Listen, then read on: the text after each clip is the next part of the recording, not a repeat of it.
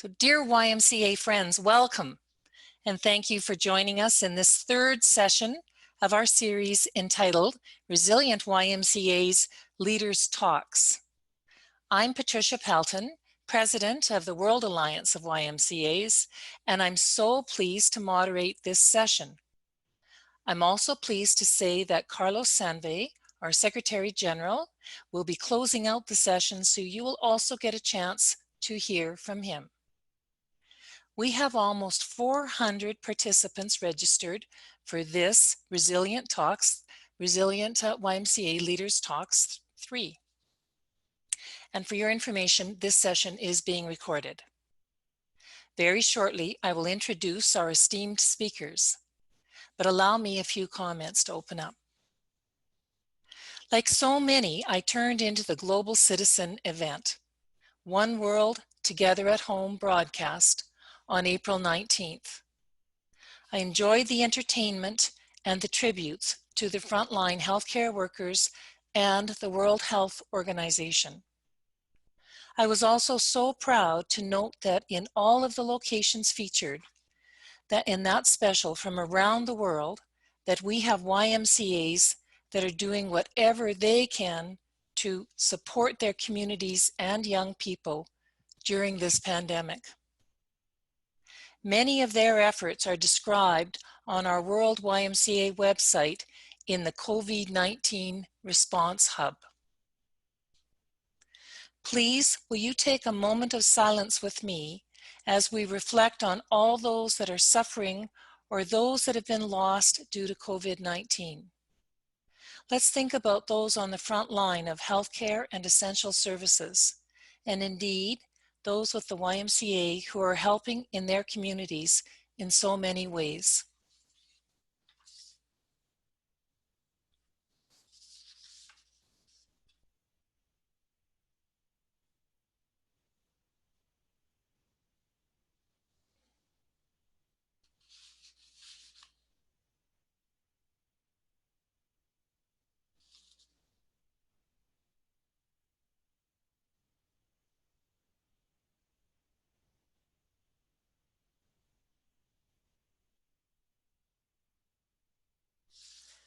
And from Psalm 46, verses 1 to 3, God is our hope and strength, a very present help in trouble. Therefore we will not fear, though the earth be moved, and though the hills be carried into the midst of the sea, though the waters thereof rage and swell, and though the mountains shake at the tempest of the same. Amen. And just before we plunge into today's session, let's enjoy a short highlight video from last week's Leaders Talks 2 session. And a quick reminder that if you missed the last 2 week sessions, you can listen to the recordings and access the slides as available. Thank you.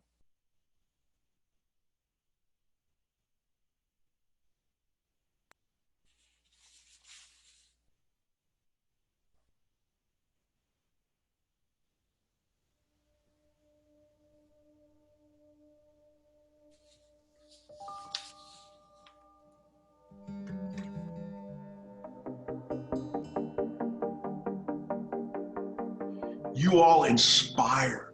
You inspire greatness in individuals.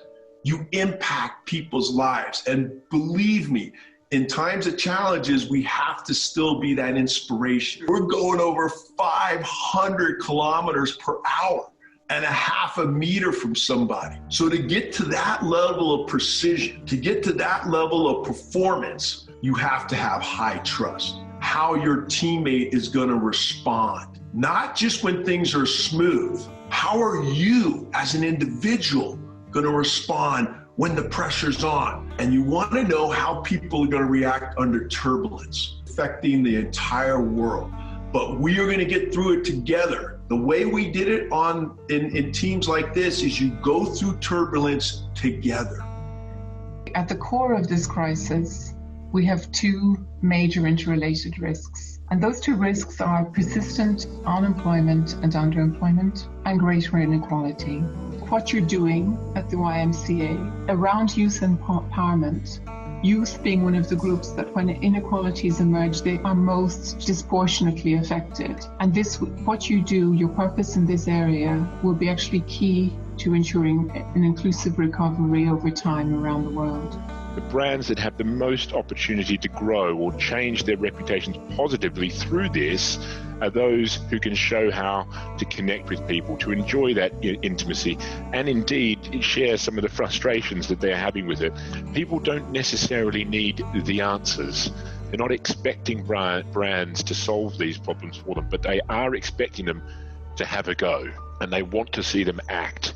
And I think you're going to be far more powerful if you act collaboratively rather than thinking about trying to solve it yourself.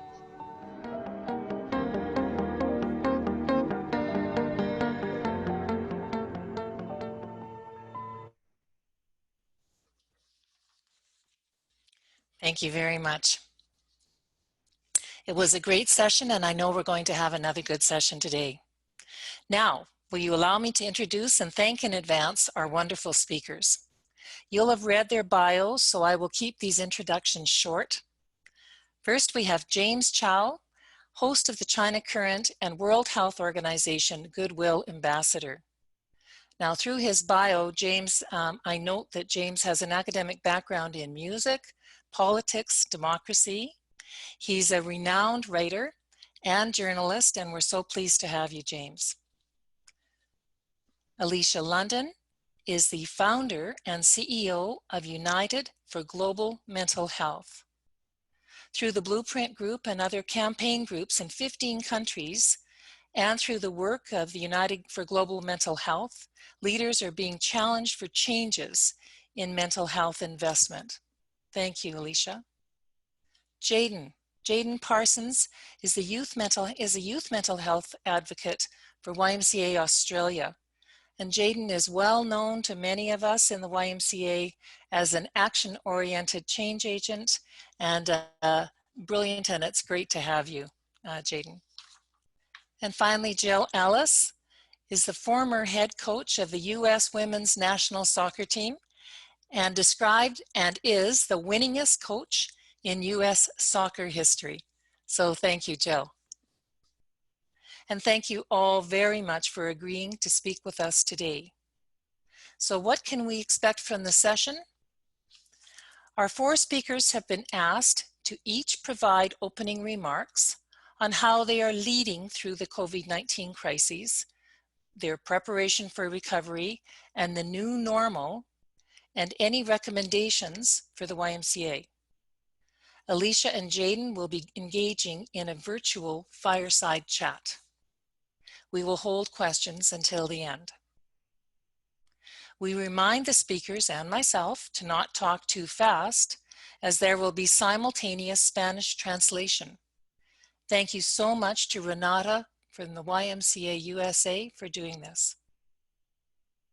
In alignment with our YMCA approach since our founding, I'll be asking each of the speakers a question related to their body, mind, and spirit care, or as Stephen Covey would say, how do you sharpen the saw in those dimensions? So let's get started. First up is James Chau, host of the China Current and World Health Organization's Goodwill Ambassador. Thank you, James. And James, let's start out with the question. How are you taking care of your body, mind, and spirit during this difficult time?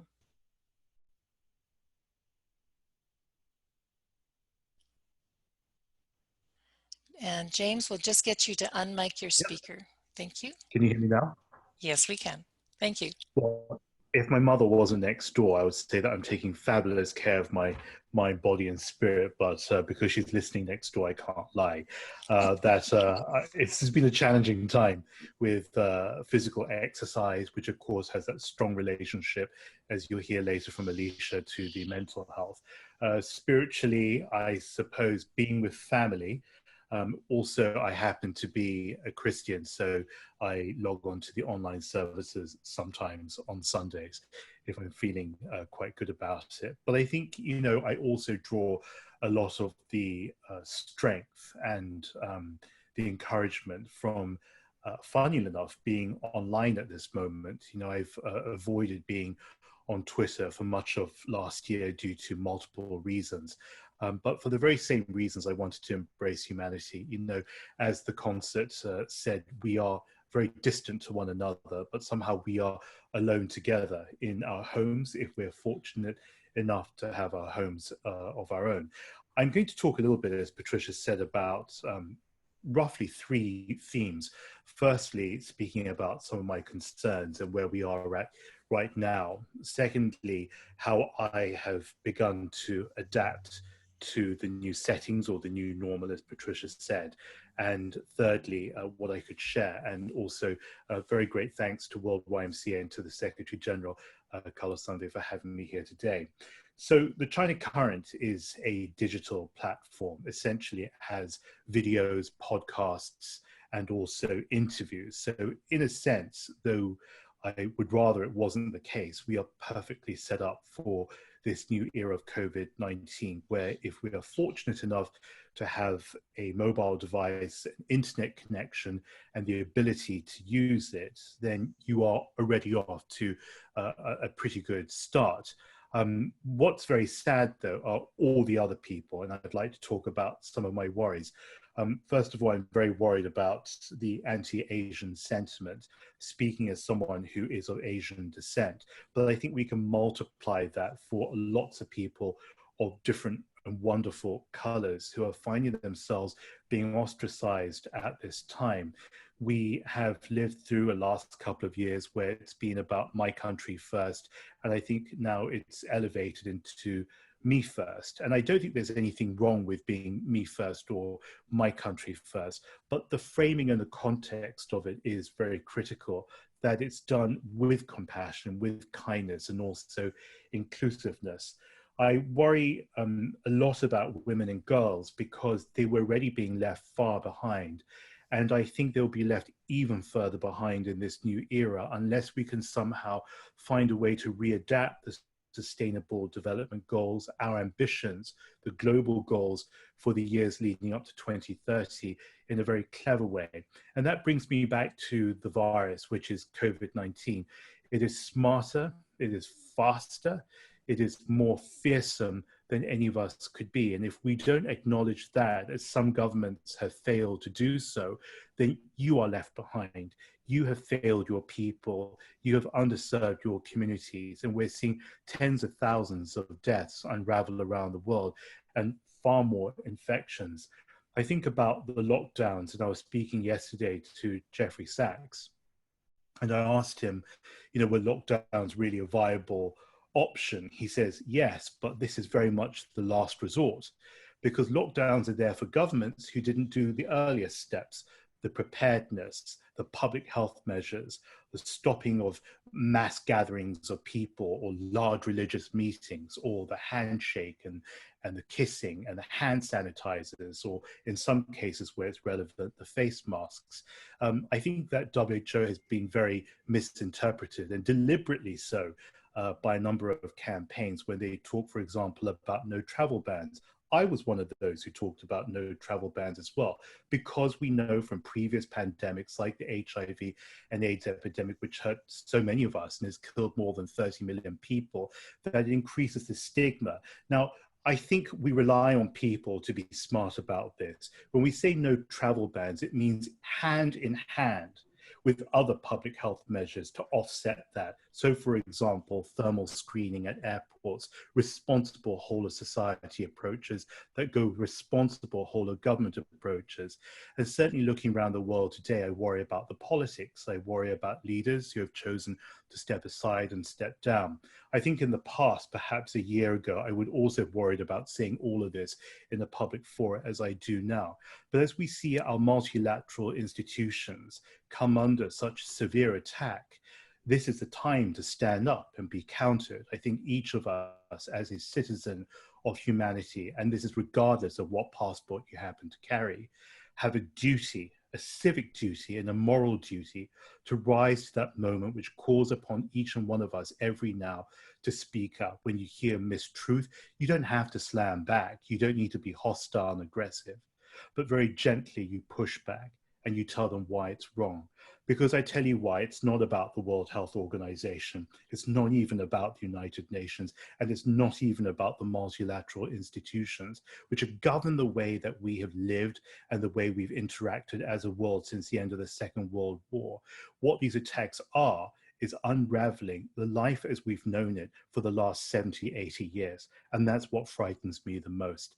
I worry about the elderly, people like my mother who are skipping out on their health appointments, their regular health needs, because they're scared to go into a health facility now for fear of being exposed to a high infection environment. I worry about the schools. I worry about the children not being able to continue their classes. I mean, who these days, even people in the richest economy in the world, in the United States, and certainly in the second biggest economy in the world, in China, do not have access to any kind of smart device or computer or even internet connection. In China, about 40 million people are still living not just in poverty, but in extreme poverty.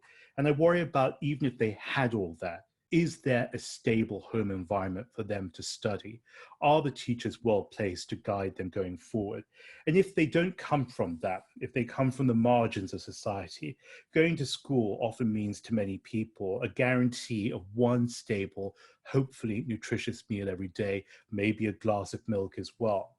And then I say, we go on to this, that of course, speaking of the home, if you have a home, if you have a shelter, if you don't, you're maybe one of the 300 million forcibly displaced people, refugees, asylum seekers, migrants, and then the domestic, the sexual abuse that we know continues. The United Kingdom government had a very clever idea, providing a special 3-digit PIN that you can key into your mobile phone if you're in trouble. So you call the emergency services, they answer the phone, and you can't speak because perhaps the person that you are trapped inside with is your abuser. So you key in a 3-digit number. But if I was there in the UK and in Downing Street and at those meetings, I would have put my hand up first and said, what if you don't have a mobile phone? What if you don't have a mobile phone, only had a landline? Or what if you had no ability to access a phone while someone took it away from you inside your home, for example? So these are some of the things I worry about. And I will just finish this part by saying that I won't talk about the mental health because you've got Jayden and Alicia to do that. But that's certainly foremost in my mind. Let's not forget that this is not just a threat to health. This is a threat to security, to peace, and to our entire global future. Very quickly, what have I done? How many minutes do I have? 3-4 minutes? Patricia? Yeah, you're still fine. You still got another Okay. 4 minutes. Thanks. Cut me off when you need me to cut me off. So what we've done at the China Current is not a media platform. It's a digital platform where we share, as I said, lots of interviews and stories, essentially human experiences that are shaping the global future. And we stopped working at the end of January. I happen to have just come back from filming in the States. And the reason why we did that is because we saw the most terrific outbreak occur across the border in mainland China, where up to 15,000 people were getting infected every day. It was so heart-wrenching. And I was speaking to Helen Clark, and she was saying that how it was so heart-wrenching for her to see not just individuals, but families and entire communities being torn apart. This is what we wanted to do. So from the end of January onwards, we started with Margaret Chan, who was, of course, the former head of the World Health Organization. And then we went to a lot of science, people like Sharon Lewin, who's working on the vaccine. She's adapted from HIV and AIDS to COVID-19, to Soumya Swaminathan, the chief scientist of the WHO, and many, many people aside, diplomats, policymakers, civil society, and racial justice advocates, because together that's what the solidarity is that Tedros talks about all the time at WHO. I think what I worry about most is respect. So in concluding, what I would ask everybody watching here today is to have some heart, and to have the heart that you would expect someone to apply to the interactions they have with you. Think about the United Nations, that it was created in 1945 in order for us to avoid a third world war, which is always possible. Think about the people in your family as well, but also be very adaptable and nimble to the changes. So don't sit back and say, well, my company is shut down, what am I going to do? Instead, say, my company shut down, what am I going to do? And then ask yourself, what am I going to do? Look around. I don't know whether that will change or shift your reality. But what I certainly hope is that what I've always found from friends and parents and grandparents who I've seen come through wars and terrific global challenges is that the ones that always succeeded were the ones who just pushed ahead. And don't be afraid to help your neighbor next to you. I think that's what we were always taught in our childhoods. Your neighbor being the person next to you, the neighbor being the person you went to school with, neighbor perhaps even being the country that you never got on with next door, or the continent on the other side of the planet with which you're jarring right now. But the moment we give up on multilateralism is the moment that we give up on our world and our safety net. Thank you so much, James. That's excellent. What an articulate summary of all those that we have to keep in mind. Thank you, not only personally, but to reach out to, but through our YMCAs. So that's wonderful. We'll get back to that. We already have a couple of good questions coming in, so thank you. We'll now move on to Alicia and Jayden. How are you each taking care of your body, mind, and spirit during this challenging time? And we're going to ask you just to pretend that there is a fireplace in between them and they're going to have a chat. Thank you. Over to you, Alicia and Jayden. Great, thank you so much. Jaden, how is your Wi-Fi? Are you there? I'm here. Thank you. Thanks, Patricia. Yeah, thank you for Patricia and to Carlos and James for that introduction. It's so encouraging to know there are journalists and advocates out there like you holding us together and reminding us of these really important messages.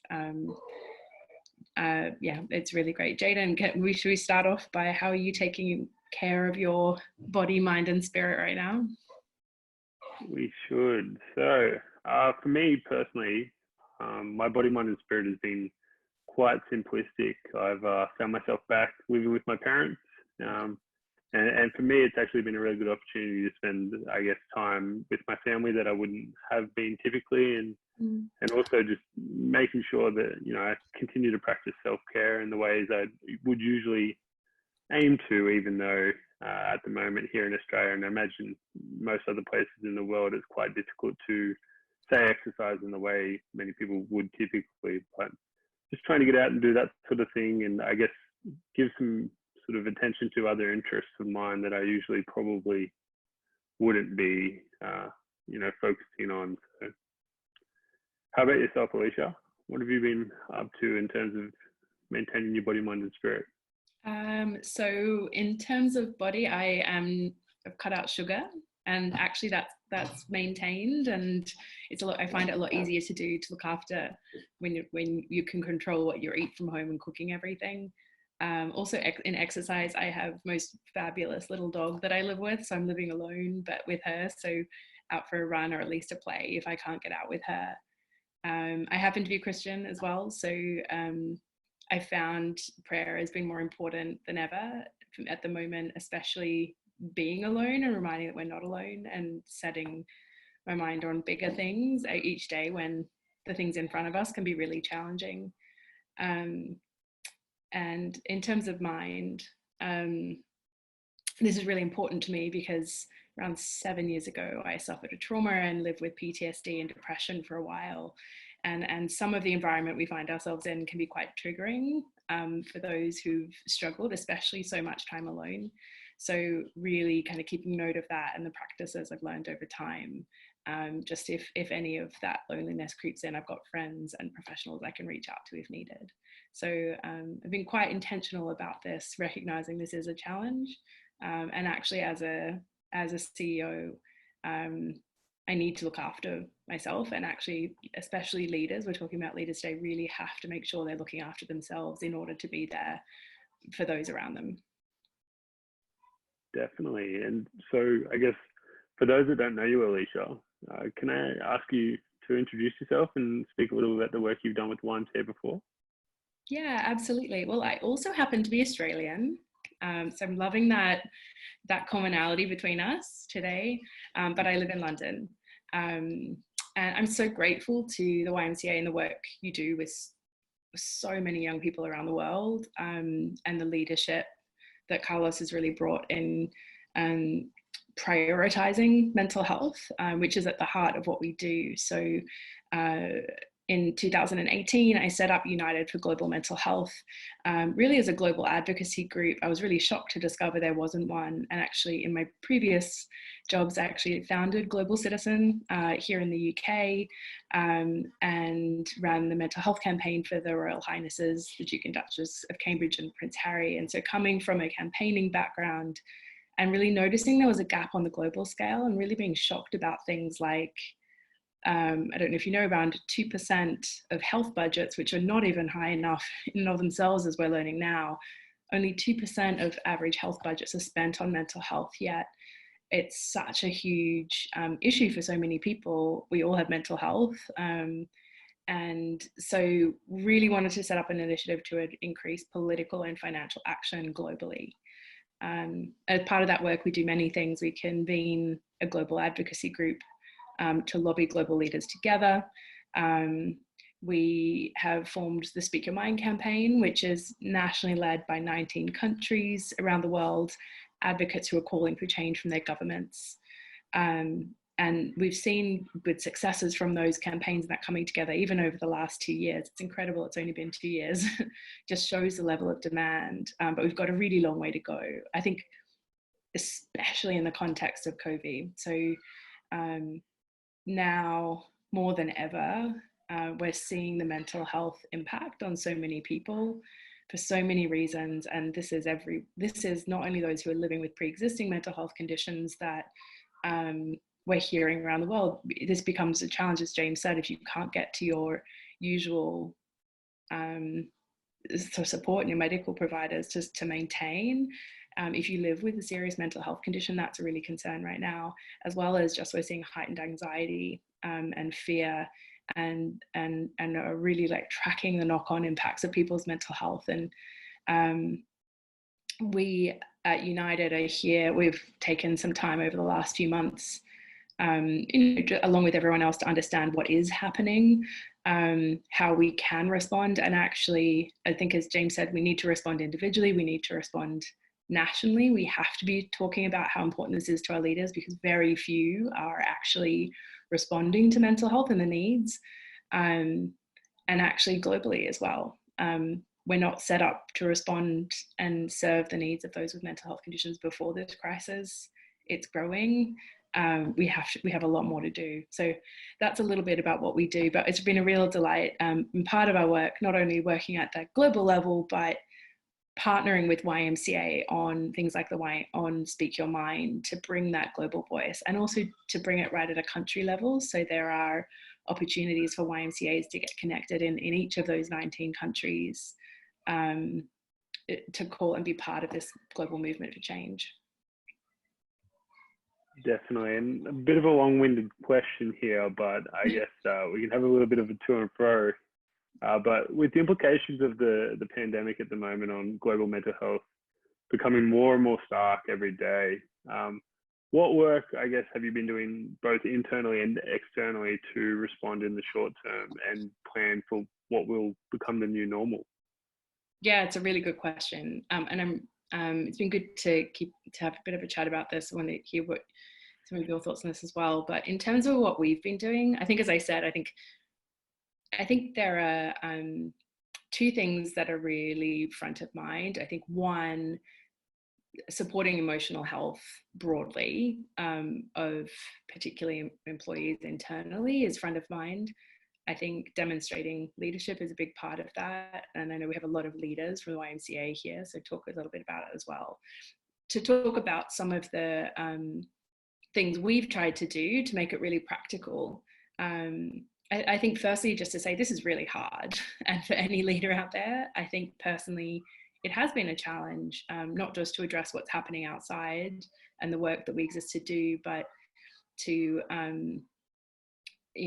I feel like everyone at the moment is up and down every now and then, and that includes me, and that includes, I think, everybody. So I think grappling with that alongside the work has been the biggest. In terms of strategic shifts we've made at United, we play a role as a global convener on mental health for advocacy and campaigning. And we have realized quite quickly there's a lot of information that may not be correct out there. And so we have brought together a weekly webinar series on the latest up-to-date global trusted information on mental health and COVID. And so we run that. It's at 9 a.m. Eastern Standard Time every Tuesday. So we're doing that. We brought that together quickly to get that best information out there. And I think the other thing strategically, we're focusing on really sharing WHO guidance. When you work globally, it's just important to use that trusted sense of information and check in with it. For Speak Your Mind, the Speak Your Mind campaigners across 19 countries, we've brought together, we've shared with each other, supported one-on-one. The solidarity is incredibly powerful. Countries supporting one another in really difficult circumstances. So we've encouraged that, as well as they've wanted to come together and launch a united call to make sure that mental health is integrated into national responses. And so that will be coming soon, and we look forward to sharing that with YMCA for those that really care about this issue. And just a couple of practical ones. We're all working from home, as everyone is. That shift is something we've been working through our team with, and making sure everyone's set up for what they need. Personally, I think just giving everyone a little bit of grace, recognizing the personal challenges of those with families, those with living alone, and really just keeping that communication between everyone really strong. I think being vulnerable and sharing when we're struggling is important as well. There's a lot of other things, but that's just a few of the things that we're doing that are finding really help. And what about you? How are you doing? Yeah, I guess for me, my former role with the YMCA has kind of shifted. So I finished up my work with the YMCA in London quite abruptly, and found myself back home in Australia, unemployed and sort of looking for anything to sort of, take some time up and to sort of feed my interests. And I found myself sort of working with some of the YMCAs here nationally. We've got a number of different associations across Australia, and I found myself working with a number of them, trying to, I guess, inform them about how they can be agile and responding to the needs of young people that they would typically be engaging with, and hopefully more young people. And so, for us, as I hope everyone has, we identified the need more now than ever for us to support, young people in their mental health and their mental well-being. And so it was where we had young people who, hopefully weren't reliant on us, but were supported by us as far as their mental health is concerned, trying to find ways that we can continue to support them whilst also, diversifying our reach. Now, our approaches there was, I guess, a focus of mine, and something I'm working on here with our YMCAs, and has been a challenge, but really interesting. And so, yeah, I guess, I'm conscious of time here, Patricia, so pull us up wherever you need. But with the number of leaders we have here from across, a wide range of YMCAs around the world, I want us to know more simply what advice you'd have for YMCA leaders who are trying to grapple with, the coronavirus crisis, whilst, with respect to the mental health of young people. Yeah, it's a good point. I think, just to reiterate, the message I really want to get across is, I think for leaders, I think first acknowledging this is really hard, and both for leaders and teams, it's important to recognize for ourselves, and it's important to recognize with our teams, that we are all figuring this out as we go. I think so long as our intention is to prioritize our mental health, as long as alongside the work we're doing in everything we do, we'll get through this, and we'll get through it together. And I think much more empathetic leaders, much more there for those that are struggling. Some of the leaders out there may have people who've lost their jobs. That's incredibly difficult. I think some are struggling with a lot of home situations. So I think first, just recognize that this is hard, and across the board. I think in terms of responding to mental health, first look after your own mental health. it's really critical. Prioritize that every single day. And then I think also my encouragement would be very aware of those around you. It's very hard to speak up, especially now, especially remotely. I would ask twice how people are doing. And we've got for our team, even wellness action plans that outline, look, these are the things to look out for. Have that conversation up front to be able to help spot when people might be struggling, and talk about solutions that help for people individually is really important. And I would also say, I know it's hard when we're individually struggling. We have to look after, make sure that we're well and our teams are well first. But now I think is with the capacity that is there to come together in solidarity and call on our leaders to do more. The Australian government has been one of the few that has incorporated mental health actively within its national response plan, recognising people need that. So there will be calls to leaders coming out very soon to encourage leaders to have that same response. And I think if there are things that you can do for your team, for your local communities, for your national governments, any of those things you can do that within your capacity would encourage people to join in those efforts as well, to help those that maybe outside of our reach. Definitely. I think, Patricia, how are we going for time? Are we, Alicia and I can talk about this all day. I think we could talk all day. Well, thank you. I do think we shall wrap it up, but there will be lots of opportunities to come back for questions. I can see that people already have questions. And I really liked your approach, Alicia and Jayden. It's you grounded us in making sure that we all realize that we're in this unprecedented, very difficult time. And before we think about doing anything, take care of ourselves and acknowledge that. And I liked your hypervigilance about being aware of those around us. And it's harder to do when you don't have that in-person body language. So thanks to you both, and we will definitely come back to you.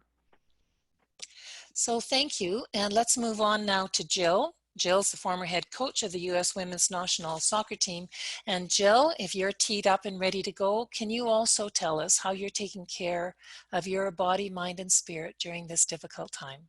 Thanks, Jill. Hi there. Well, thank you.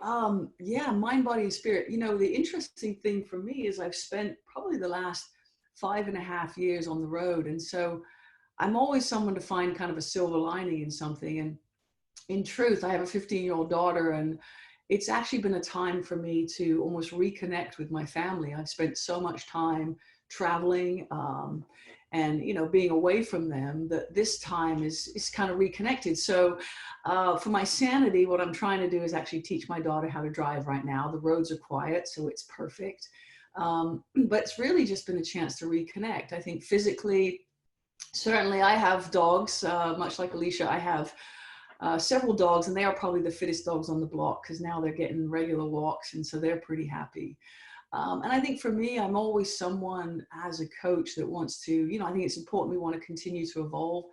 And so this has actually given me a pause to be able to continue, you know, educating myself. So whether it's listening to podcasts, participating in different events, you know, my daughter's even got me into a couple of Netflix shows that I've never really been, you know, involved in that kind of thing. So just kind of overall trying to educate myself and continue to grow as a person is kind of what I've been doing.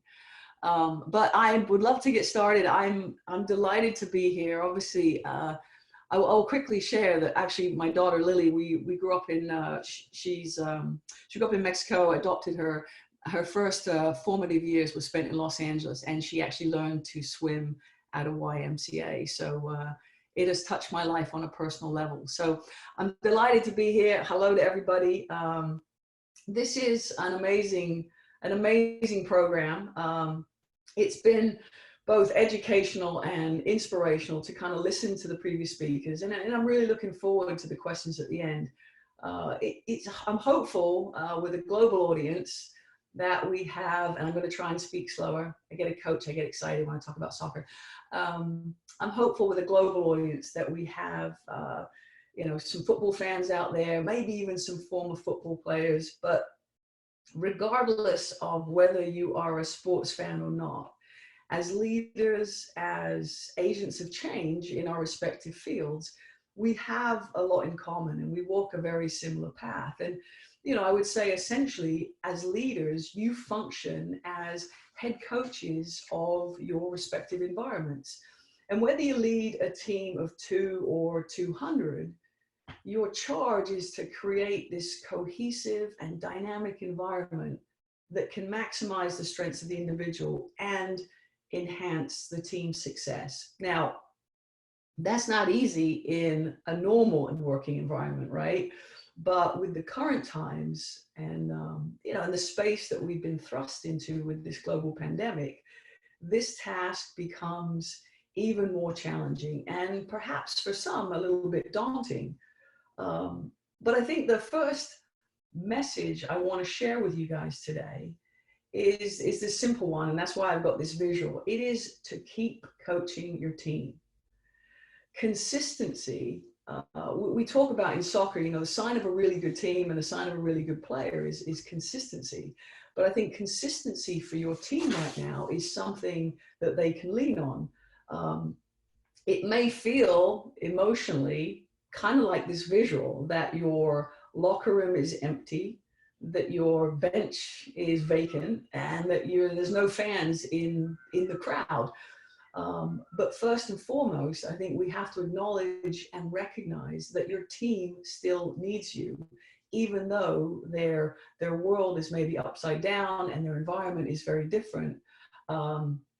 It's important to make sure that you still lead and you're still there for them. And because they need to feel like they have a purpose and they have to feel that they have someone to follow, even when there is so much uncertainty in the world that we're living in right now. Many of my friends who are university coaches, they're not even sure if there's going to be a season to play this coming fall.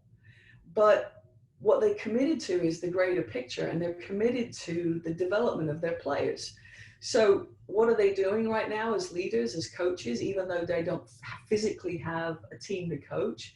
They're reviewing game film in Zoom meetings. They are having team talks and discussing the roles of captains and how they visualize that.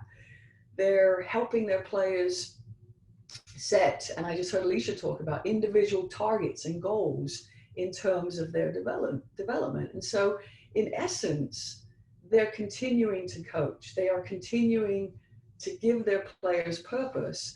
And I think, again, especially just with the previous speaker, listening to the mental capacity inside of this, I think that balance or that stability is still very, very important in terms of your staff and your players. I call them players, but your staff has this consistency.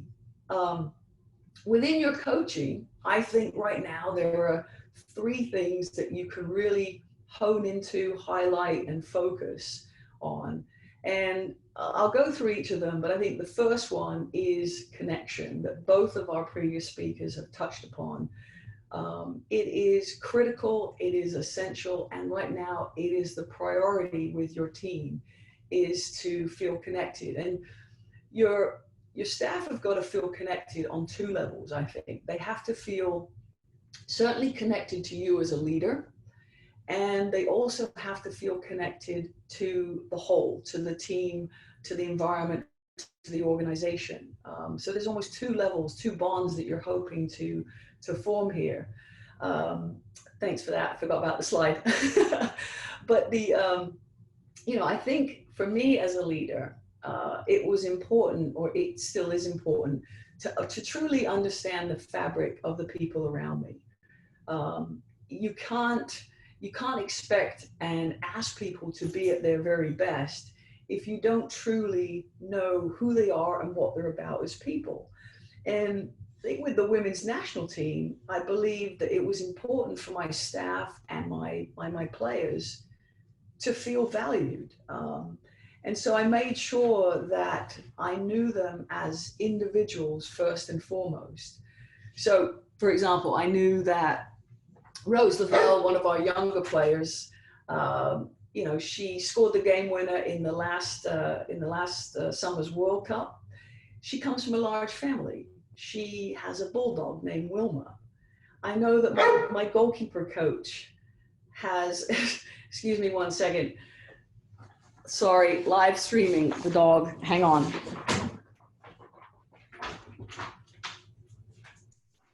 Sorry, I need help. Actually, it's great because this does, just to your point, Alicia, it brings us back to the personal, makes us all more human. That's great. Thanks, Joe. Sorry about that. It's my dear sweet dog, one of them. She's blind and she just, I swear to God, she can smell me wherever I am. So she's trying to find me. But anyways, what I was talking about was like knowing the human capacity of your team. So, you know, I know that my goalkeeper coach, Graham, he has two young children. Kelly O'Hara, one of my players, one of our most dynamic players, this was a player that best received information one-on-one. And so we would watch her clips individually rather than watching them in front of the team. It was important for these players and my staff to know that they mattered to me outside of the playing field, that they were more than just a commodity to me, that they were human beings. And so to know a little bit about their lives outside of the soccer field, I think lends itself to building a healthier and a better community. So, you know, my advice or my recommendation to you guys that are, you know, coaching your teams or your leaders is take time to check in with your staff as individuals, to know and ask. And, you know, one of the things I used to say about my leadership style was I tried to lead with empathy and truthfulness, meaning I always tried to understand where someone was coming from, but always was very honest in my feedback to players. But I think what I'd recommend to people is know the people that you're working with, know their situation, understand it. And much like Alicia touched upon, one of the things it's easy for me when I'm around my team to gauge and understand who responds well to what and what is the makeup of their personality. That becomes harder when you're doing it virtually. Hang on, can we just go back 1 second? Sorry, the slide.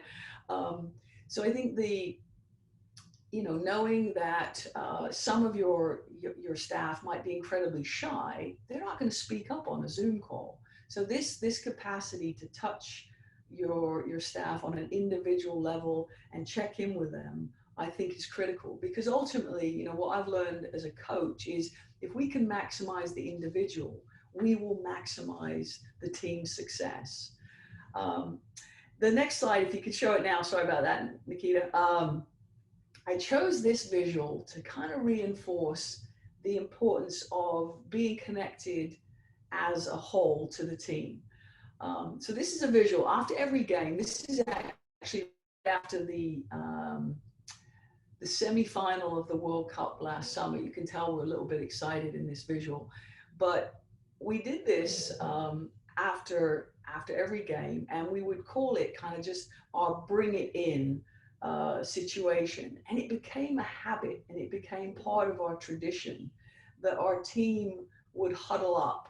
And as I thought about like this, obviously the global YMCA, this program that you're doing today, you as an organization are having this moment, albeit virtually, but it really is this, what you're creating right now is a virtual representation of this bring it in moment.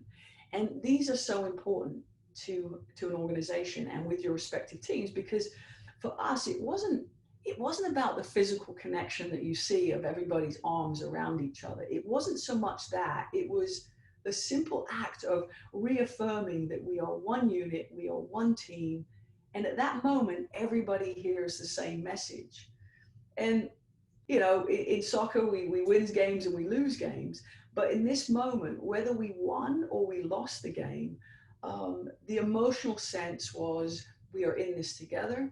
We have each other's backs, and we have strength as a community.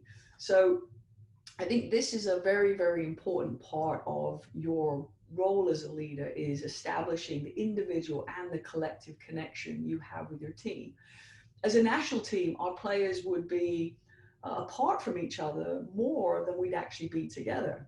it was almost like an all-star team. People would travel in and we'd be together. But my staff and I worked very hard to create a culture of pride and excellence so that the values, the expectations, and the habits that we had when we were physically together stayed with our players and our staff, even when we were thousands of miles apart.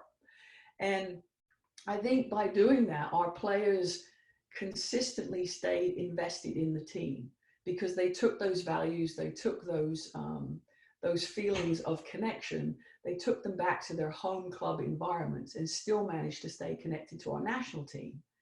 And my sense, you know, I've done a little bit of research on the global Y, is that you also have a very special culture and brand. And for the leaders out there that are listening to this, tap into that because it's a wonderful resource to utilize with your staff. If we can slide to the next slide now, please, that'd be awesome. Thank you so much for your help. All right, so the second thing I wanted to touch upon was the importance of reinforcing roles. You know, I've been in coaching for a long time, maybe 25 plus years, and I've had the privilege of working with a lot of different teams. And what I found unequivocally is a team in which members not only know their roles, but embrace their roles. Those teams will have a higher percentage of success if that is kind of an expectation and a standard within the team. So to give you kind of a tangible example, Crystal Dunn was a player on my team, a world-class player. And with her club team, she plays the role as a forward, as an attacking player. For our US team, we needed her to play as a left defender. Now this player, phenomenal talent. She's not even naturally left-footed, but she did it and executed her role perfectly. And I think when you can create a team-first environment that we did, our players embraced a willingness to do whatever is necessary for the success of the team. And I think that is also important. Right now, your staff and your team, they are maybe having to embrace different roles or step into, you know, potentially, even if there are layoffs and things that are happening, people are now either having their roles maybe increased, maybe it's slightly shifted, but there has to be an attitude and a willingness. And we have this mantra with our team, mission matters most. And it was this sense that we are prepared to do whatever we need to do for the team. Going into the 2019 World Cup, I think our players knew the roles and the responsibilities of their positions, and there were no gray areas. And I think what that enabled us to have was this continuity, and that continuity in turn gave us confidence. So sometimes you know this for a fact. I mean, I'd be in team meetings and you'd be like, hey, any questions? And they'd all sit there because they're intimidated to ask the question in front of the group of maybe a tactical question or maybe a question about what their role was in that particular moment. So make sure that you facilitate with your group that asking questions, potentially reaching out to them individuals is really critical, because the more your staff and your players and your team knows what the expectations and knows their roles, the more successful your team will be. But I want to sort of even hone into that even more about roles and touch into probably the role that actually was the biggest reason we won the World Cup last summer. It was the role of the game changer. Now, I think that this is a term, we started using it 5 years ago. I think it's become a more and more common term that people have heard, and I think you guys actually use it, the change agent or the agent of change or game changer. But the reason we came to that was because essentially what we did is before the game, the night before the game, I would put up the starting lineup. And in the past, years ago, I'd put the starting lineup up, and then I would list, as we do in soccer, we would call them substitutes or reserves. And that was the title that we had for the players that weren't in the starting 11. And the more we kind of reflected on it, the more we felt that, you know what, these players are critical to our success. So we actually termed them, instead of substitutes, we termed them game changers, because that is what they were. And for our run in the World Cup last summer, we were dependent on the ability of a player to come in and influence in a positive way our game. The situation might be different. We might be trying to preserve a lead, so we need this skill set. It might be that we were trying to score a goal and force a goal. We would select this game changer.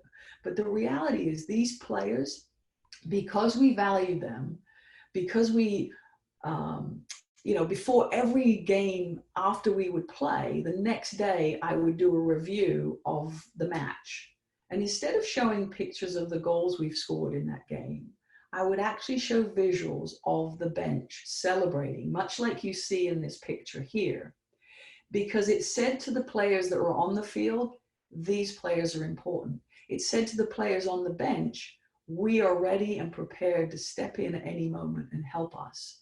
So the role of the game changer is critical. What could that look like, for your staff in your environment? I think overall it's saying, how can you positively impact our environment? It might be as simple as a kind word. It might be exercising patience, right? Because in these times, sometimes our frustration levels can be really high. It might be something so simple, but I would encourage your own environment to have your personnel start to think about, how can I be a game changer? Again, it's not always the leader. It might be the person that's supporting the leader, but all of us together, much like Alicia was talking about, all of us together can positively fill the well and make the collective feel much, much better. So I think that's, I also think maybe even asking someone their opinion. One of the things that I learned with my players is the more I could involve them in the process, the more invested they became. So when I was a young leader, I used to think I have to have all the answers and we have to do it this way.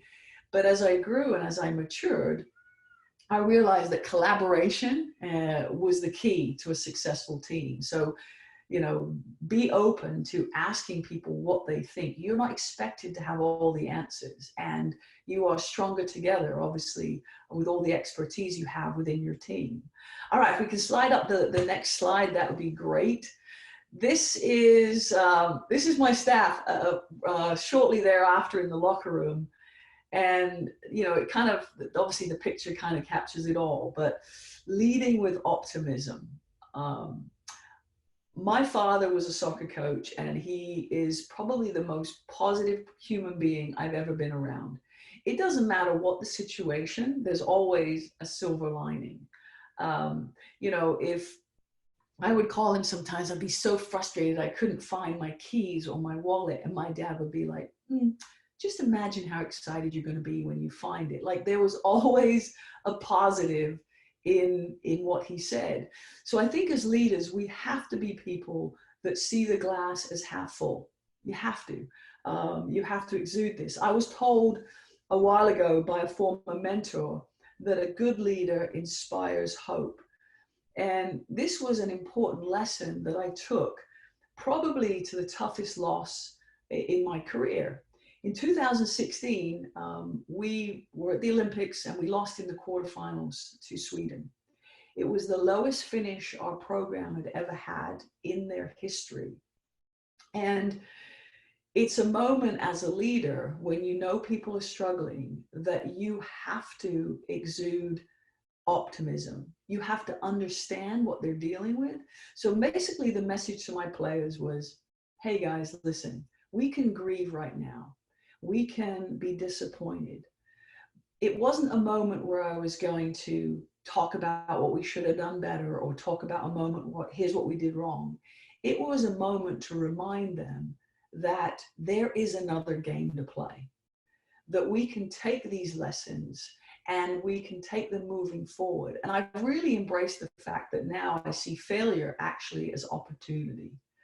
And so I think as a leader with your groups, they can't I think being vulnerable, as Alicia said, is important, but I also think that you have to remember that you are someone that they are going to lean on and look to give them that hope that we will get through this, that this is going to pass. And so the message to my team after that game was essentially, again, we can grieve for a little bit, but we have another game to play. We have another opportunity to go out there and grow and be better. And this lesson will help us. And as how I look at this, where we are as a society, as a community, as a family, all the teams that we individually are connected to, I think it's really, if we can find that optimism to know that this is not a permanent state, this too will pass and we will come through it. And on the backside of it, we will take valuable lessons. I think that is sort of critical in terms of being a leader. And what I'll finally share with you about that hard loss in 2016 is that disappointment of 2016 was actually the catalyst for our success in 2019, because the messaging, the feedback, the information that I took, that my staff took, that my players took, even the motivation, I think deep down we're all competitive, right? We always want to get better and improve. That disappointment manifested itself in our commitment to be better in 2019 and to try and lift that trophy. I don't know how I'm doing on time, Patricia, but because I want to kind of make sure I close up here and give some time for questions. But I just want to tell the people out there, the group out there, that the work you're doing, it's essential. It's remarkable, and please know that you are so important to the global community, and your passion and your experience is critical right now. So going back full circle to the first message, keep coaching your team. Thank you. Excellent. Thank you so much, Jill. There was so much practical for leaders and for the YMCAs and how we treat our staff. It was mentioned in the chat that language is so important, and going from people who are substitutes to game changers, it's brilliant.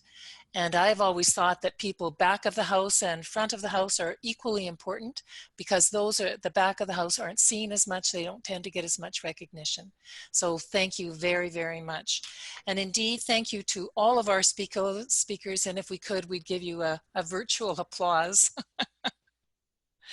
Now listen, before we open to the questions, it is my pleasure to introduce a video that shows the reach, diversity, and spirit of the YMCA movement with a message of hope during the renewal of spring and Easter time. The video was a collaboration between YMCA St. Paul's group in London, the World YMCA, and young people from all over the world. So we'll take that away and watch it, and then we'll get on to our questions. Thank you.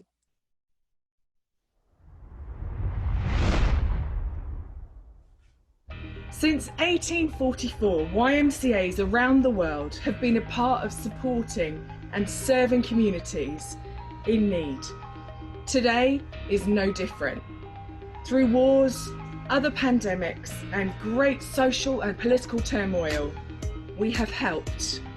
We have responded, sharing love and hope. We will get through this together as one global movement.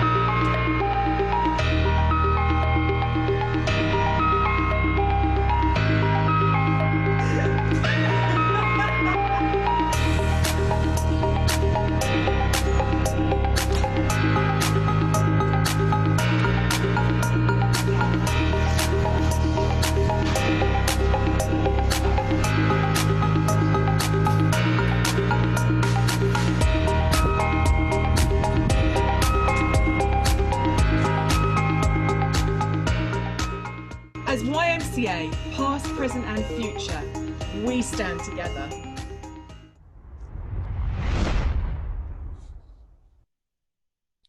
Great, thanks so much. Now for the questions, we're going to ask that you please type your questions in the Q&A section. I see that there's many of them. We may not get to all of them. The box is found at the bottom of your screen in this Zoom webinar software. It's different software this time.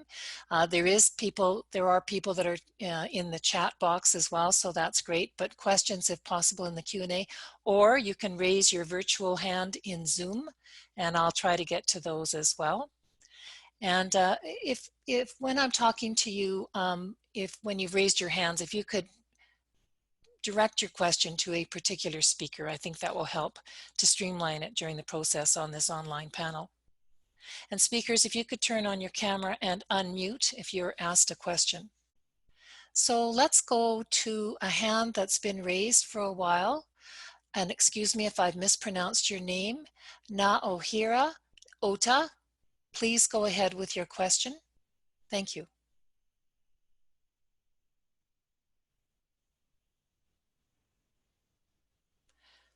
Now, Hira, your mic is unmuted, so go ahead.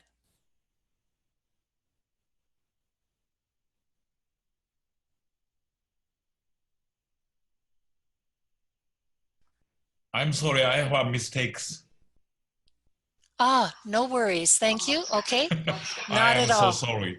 Oh, no problem. Let's go on to Dr. Kumar then. Dr. Sundar Kumar.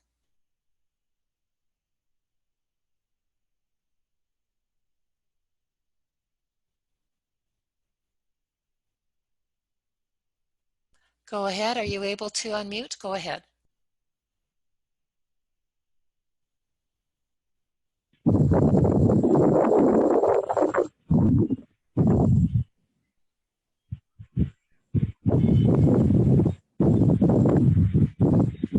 Hello, praise the Lord. Thank you. Go ahead. There's a lot of background noise there, but yeah, go ahead.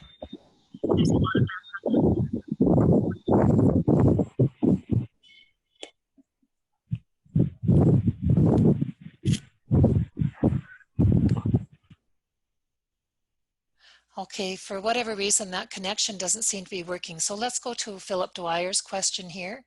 How does the high touch and high relationship YMCA adapt its programs and services for the 2022 period to adjust to the anticipated long-term impacts of COVID-19?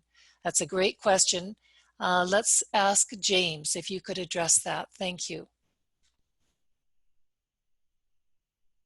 Sorry, James, you're muted.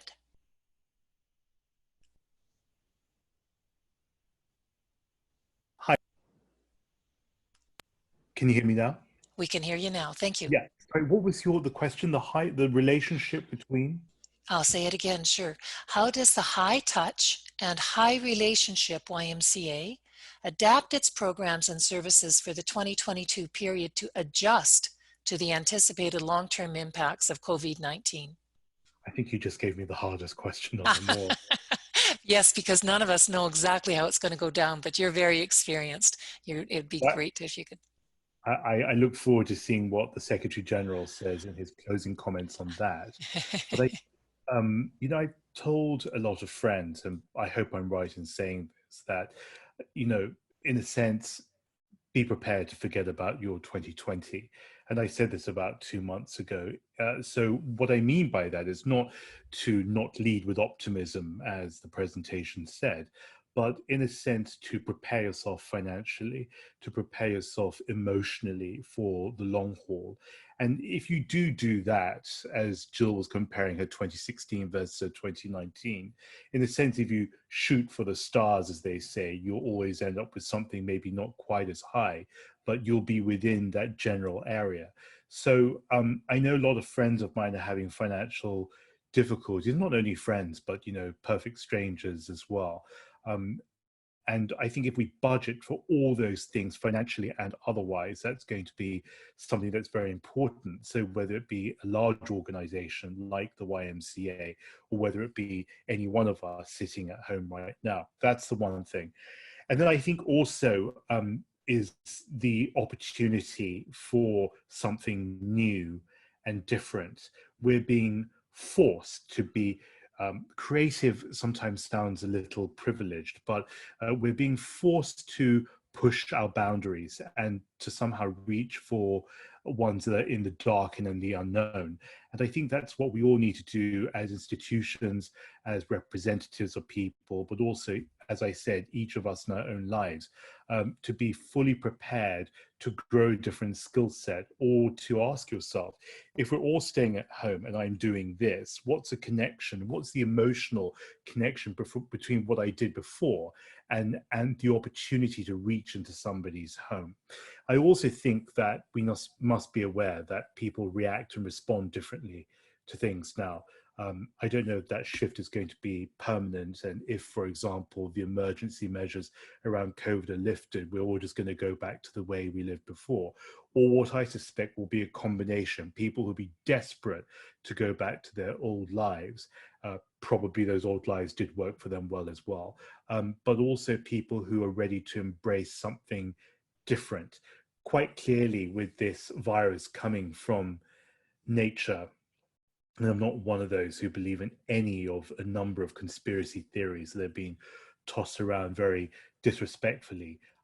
But I think it does teach us to go back to what YMCA has always taught us, which is the value of the human relationship, the value of how we connect to one another as souls, and how we connect to the natural world around us, be it through our work in climate change or be it in our behaviors towards respecting the environment. We've seen plenty of videos. Some of them are not always accurate, of giraffes roaming around, or kangaroos appearing on the streets, or tigers suddenly appearing in villages.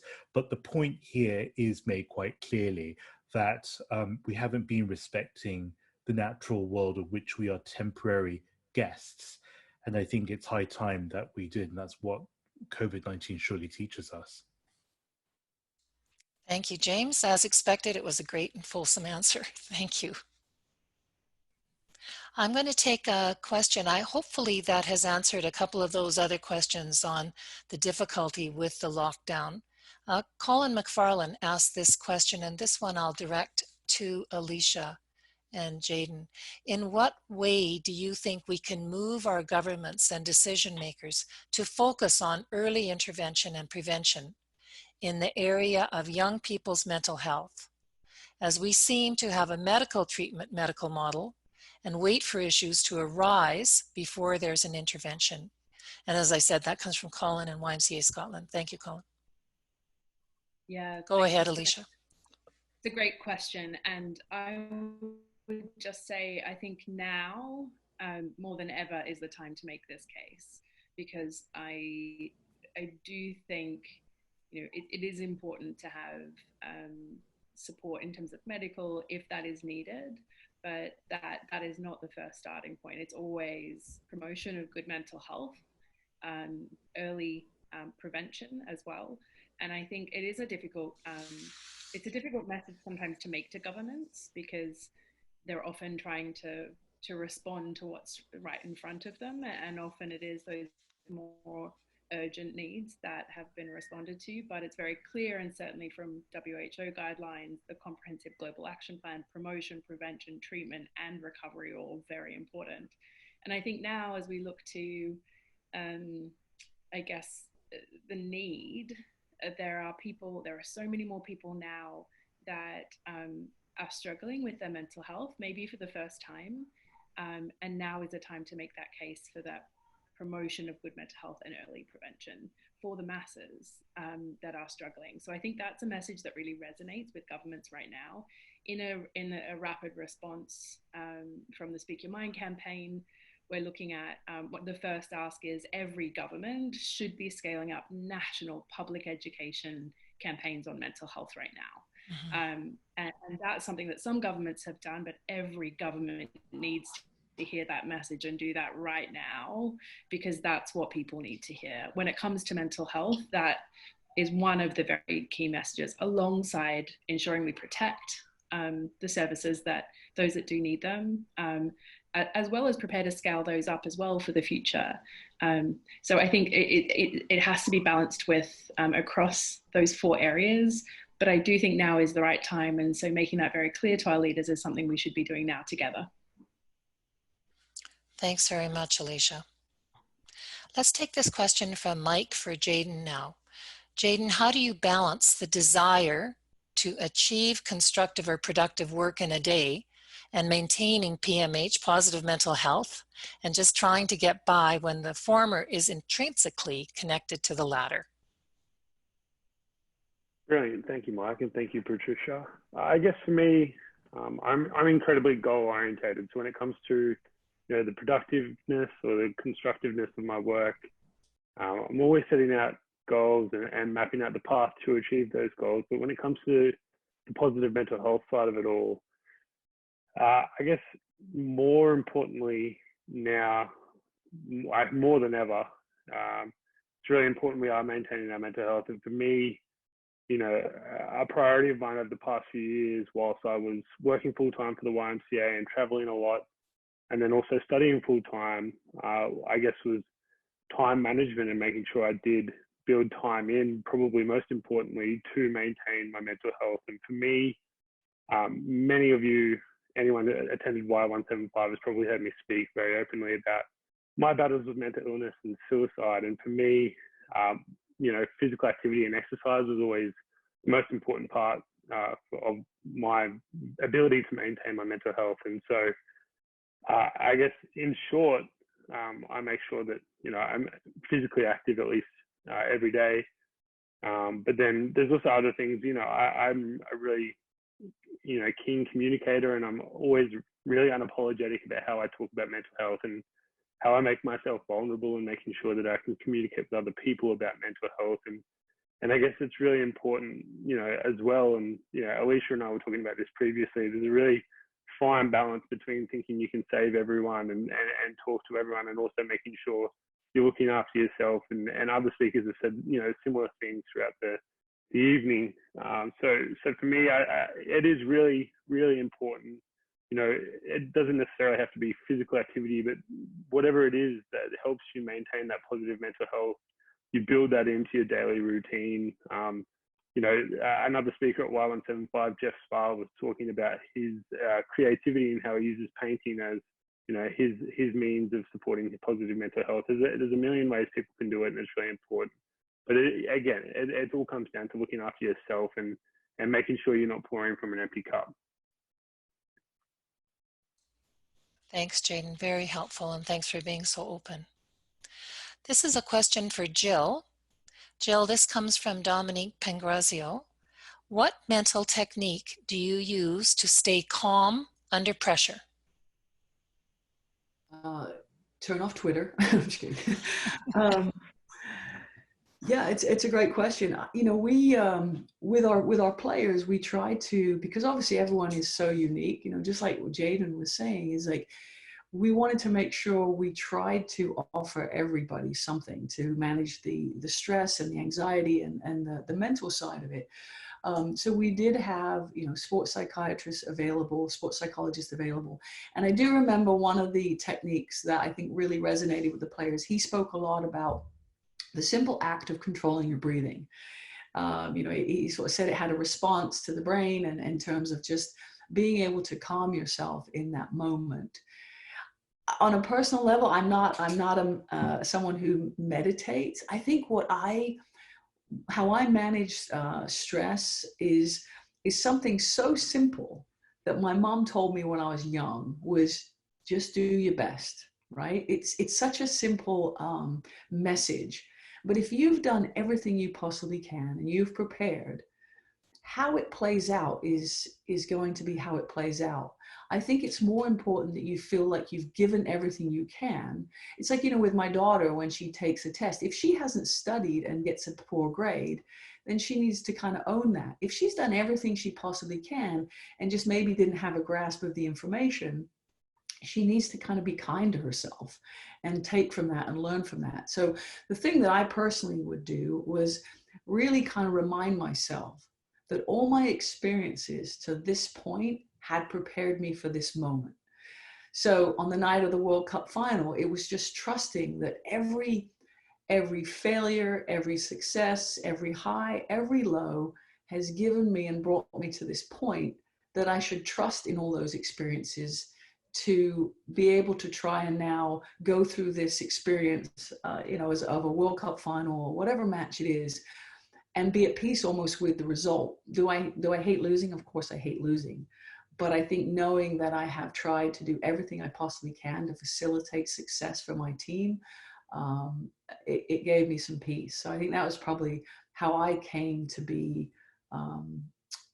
in harmony with managing failure and success. It was really about reminding myself that I'm trying to do my very best and to be kind to myself. Thanks, Jill. Great. Renata, I'm going to call on you. We have a question in Spanish from Oscar Ordenes, and I'm wondering if you could read that one out loud for us, and then we'll ask one of the panelists to respond to it in English. Can you do a translation of that for us? My Spanish is not good enough.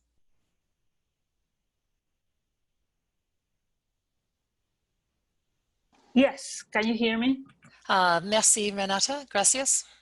Okay, go ahead. Adelante, Oscar. Creo que era la pregunta que estaba en español. Patricia, Yes. you said Oscar and Yes. someone else. No, just Oscar or Dennis, to start with him. Thank you. Just his question, if you could read it in English, please. Okay, I can read his question from the Q&A. Yes, gracias.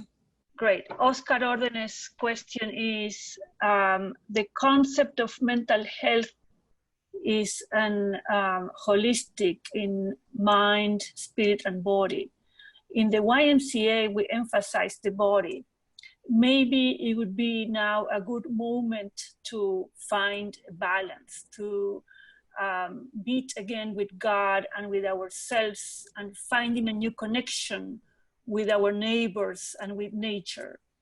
How do we face this challenge? Today, mental health is a very wide concept. It doesn't have borders because it is the normal and the not normal. What are the limits to this? Thanks very much, Renata. And Alicia, can we turn that over to you? Yeah, absolutely. I think it's a really interesting question, because when we're talking about our minds, it is impacted by our body and our spirit. And it's, what are the limits? I've never been asked that question before, but I'd be tempted to just say, I'm not sure there are that many limits around what we can do. And I think it's individual to a lot of people. When it comes to, for instance, the things that we're campaigning for, we will campaign for things that have evidence-based solutions. So I would focus on those things.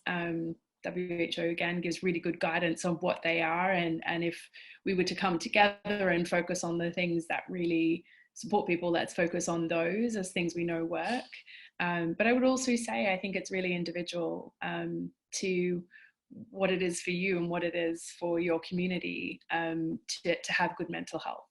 So it's a really interesting question, and I do think it is a good time to delve into questions like this, and then also refer to our global mental health experts, who certainly for us and the things that we campaign for will pave the way around things that we know are very helpful.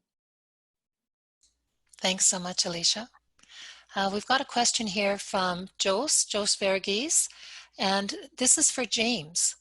James, what do you think will be the new normal for the older generation who are not digitally engaged in terms of their community life? Well, I thought this was a great question. I saw it pop up a while back when Jill was speaking. One thing I would say is that's going to be very, very difficult. I think a lot of it, though, depends on the way we perceive older people. In the sense that over the past couple of months, so I always refer to the past couple of months because the outbreak started earlier in this part of the world, in East Asia. I just think there's been such disrespectful commentary and narrative about older people that they've been perceived to be the burden on our society because they were the high-risk groups, and therefore why were we shutting down and locking down just because of a couple of old people? That's essentially what I was hearing all the time, and I heard it from many different places as well. I think it's disrespectful because it doesn't recognize the wisdom and the experience that they have to offer all of us, people like myself who are neither young nor old, but people who are also young. And I will always be a champion for young people because I don't think that they have been given anywhere near the opportunities that they have earned, not just handed over, but earned. So thank God they have institutions like the YMCA and families like the YMCA. But at the same time, I will say that, you know, when our parents used to say, we know better because we tasted more salt, I think that is true. And perhaps maybe I'm just getting old, so I'm saying this myself. But I do think that there's no substitute for experience, and that's going to be even more important in a post-emergency COVID world. Now, in terms of what are they going to do if they're not technologically equipped, equipped meaning the hardware and also in the knowledge, I don't have the answer for that. But I will say this, I spoke to Atticus Scott, who is a state representative in the Kentucky Assembly in the United States. There's 17% poverty in that state, which shocked me until I checked out yesterday just to reconfirm what poverty levels were here in Hong Kong. It's 18 to 19%. It's higher than Kentucky. And we are one of the richest cities in terms of financial reserves, and you know the enormous wealth outside in the city as well. One of the things that she said that was so important is that there was always a sense of community in Kentucky, which in a sense culturally prepared them for this COVID-19 response. So instead of knocking on doors, which was the culture there anyway, now they're doing phone trees, as she calls, so like a network of phone calling and making sure that you're always as much in touch with people as you could be. And then with young people, because of course they're equally important in their own ways, you're doing not only through landlines, but maybe through mobile phones and certainly through social media. So I think, you know, I think, Jose, it's about building up a culture of community. You probably have it already, but to reinforce that, I mean, for me, I'm calling all my friends all the time, especially, and not only the older ones. When I found out a friend yesterday was sick in his 80s, I asked his wife, what could I do for him? And then she said, well, you know, we still have our cocktail hour every day at 5 p.m., which I thought was adorable. But because he's terminally ill, so we arranged for lots of goodies to be sent to him. Community, I think, is an expression of your concern and your love. And community is not just about the people that you know. I have a young Italian friend who lives in London. I mean, I grew up in London, I'm British. People can be very friendly there, and sometimes people are not so friendly as well. She said she's been living in that flat for a year plus, and to this day, no one said hello to her. So she said, if I was sick, she got infected with COVID. She said, if I perished inside this flat, no one would know because everybody is inside their homes, or they went off to the countryside or went off to stay with somebody else. So I would say for older people, it's going to be very tricky. Part of that answer is going to come from governments, and it must come from governments. So we have to hold them to account. And I think also in terms of community building, at the heart of communities, you as the individual, then you as your family, and then more widely a community network. But it doesn't have to be people that you know already, but people that you reach out to in beautiful and meaningful and purpose-driven ways as well. Thanks, Jane. It's a very good and fulsome answer. And I think that I'm just looking at the time. I think we're going to have to do a wrap up, and it's such a positive note to end on. You've given us all really something to think about, not only for our YMCAs, but for ourselves and how we lead. So I just want to say thank you again to all of the speakers. I'd also like to take this moment to thank the World YMCA staff. They're the behind the scenes people that put this all together, and we really, really appreciate it. And to all of you, all the people that registered and that were able to make it with us, join us, we thank you for joining us, and thanks again to our speakers. I'm just going to now put it over to Carlos, and he's going to do the wrap up. Carlos Sanve, our Secretary General. Thanks, Carlos. Over to you. Thank you, Patricia. Thank you, everybody. We are so pleased to have you. In this call, I hear several times when we'll get back to normal. I just want to remind ourselves that the majority of the people we are dealing with, for them, it was never normal. They were living below the normal, what we call normal.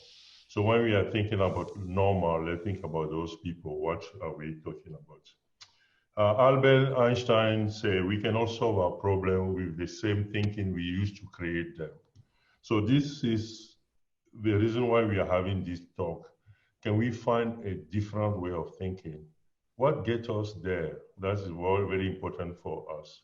That's why we are inviting you for next week another talk. We plan for 6 talks in total.